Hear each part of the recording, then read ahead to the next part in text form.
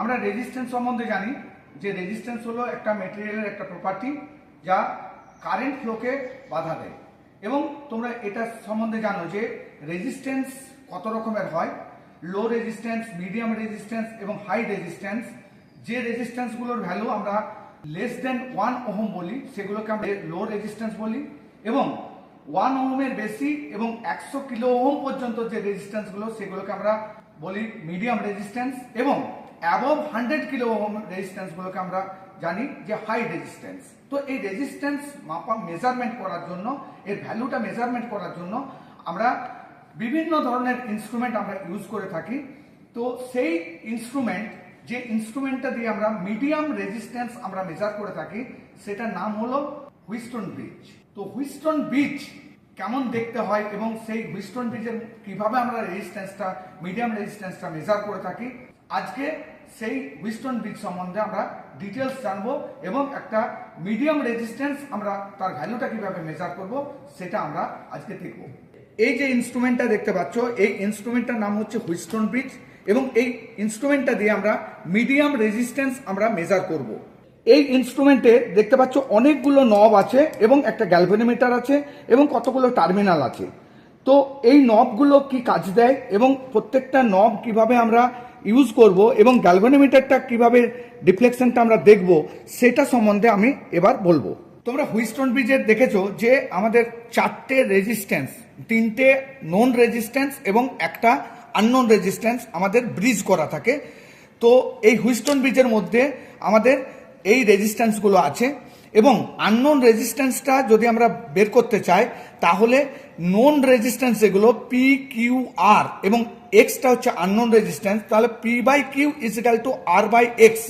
এই ফর্মুলা অনুযায়ী আমরা এক্স রেজিস্ট্যান্সটা আমরা বের করতে চাই।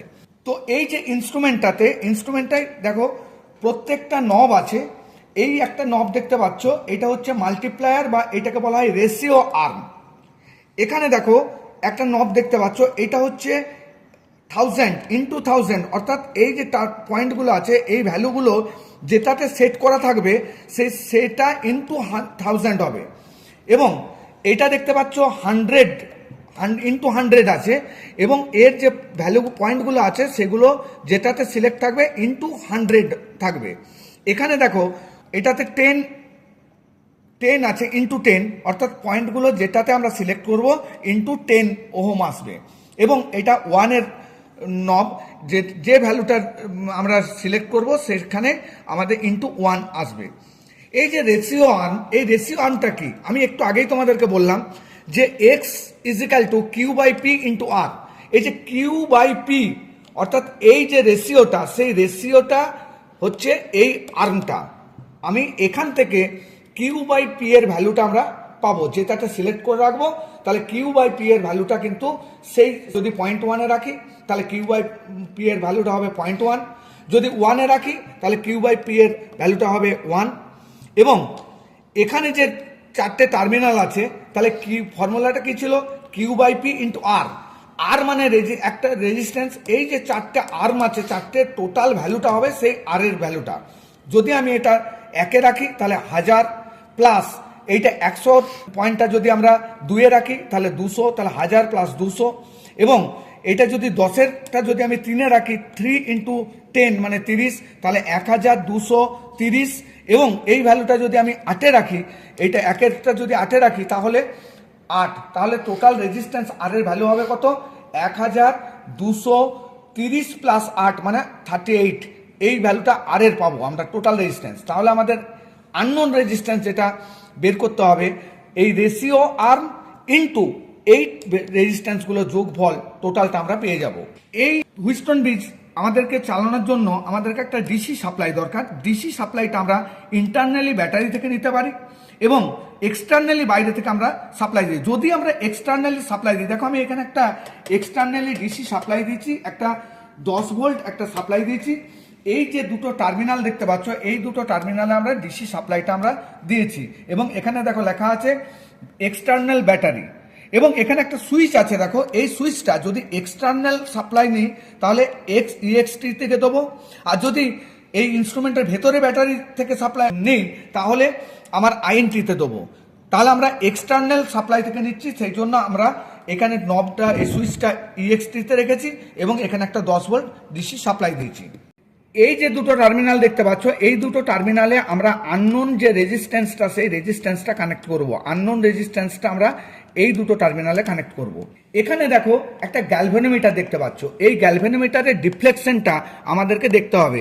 এই রেজিস্ট্যান্স, এই যে সিরিজ আর্ম আছে, এর ভ্যালুগুলো এবং এই মাল্টিপ্লায়ার বা রেশিও আর্মটার ভ্যালুটা আমরা এমনভাবে সিলেক্ট করব যাতে এই গ্যালভানোমিটারের পয়েন্টারটা যেন 0 পজিশনে, নাল পজিশনে আসে।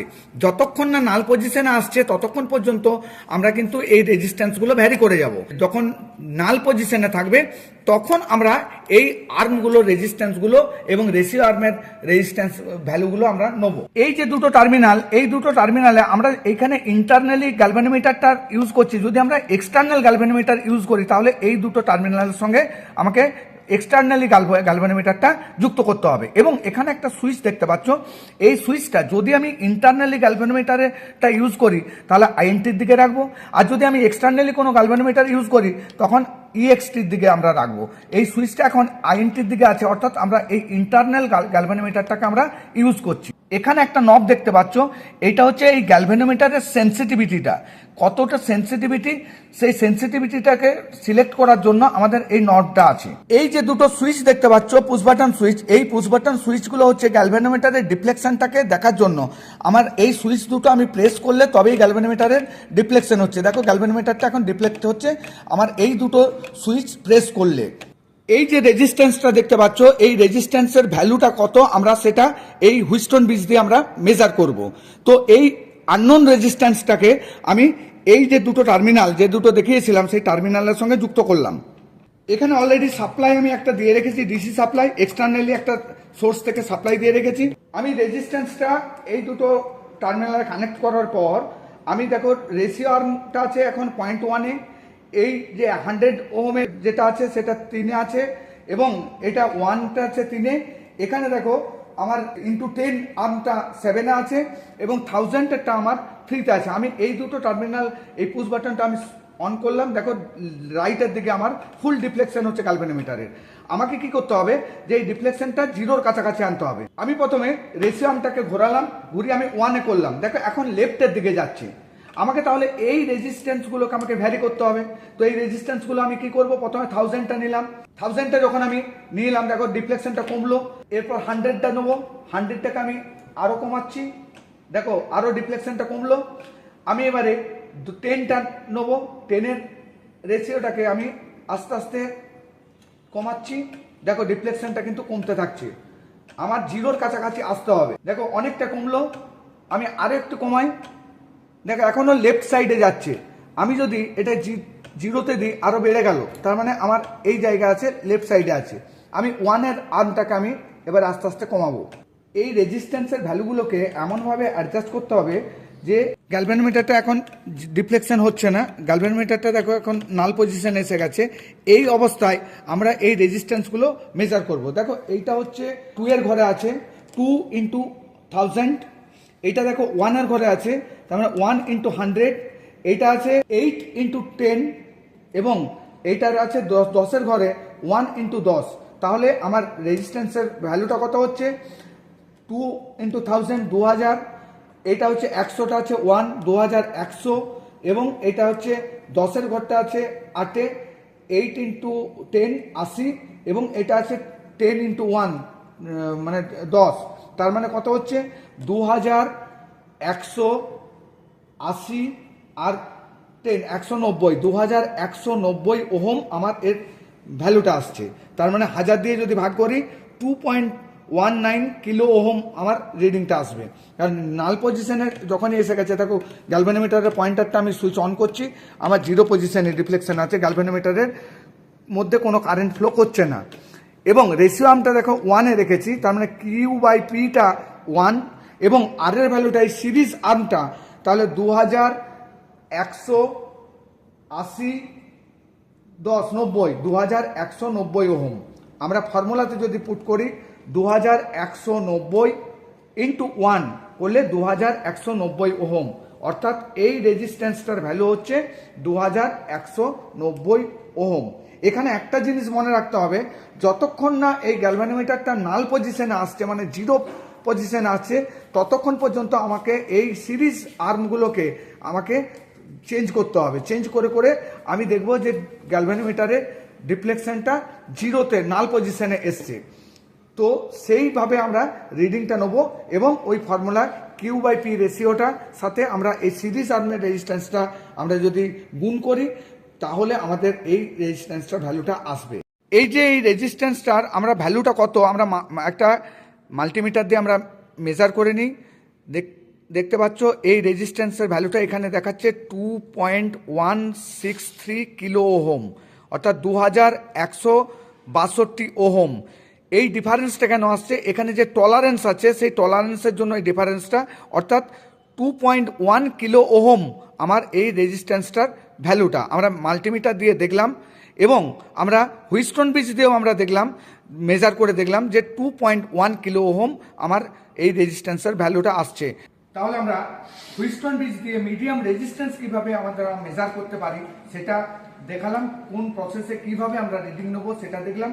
আমরা নেক্সট আমরা কেলভিন ডবল ব্রিজ দিয়ে আমরা লো রেজিস্ট্যান্স কিভাবে আমরা মেজার করব সেটা আমরা নেক্সট প্র্যাকটিক্যালে আমরা দেখাবো।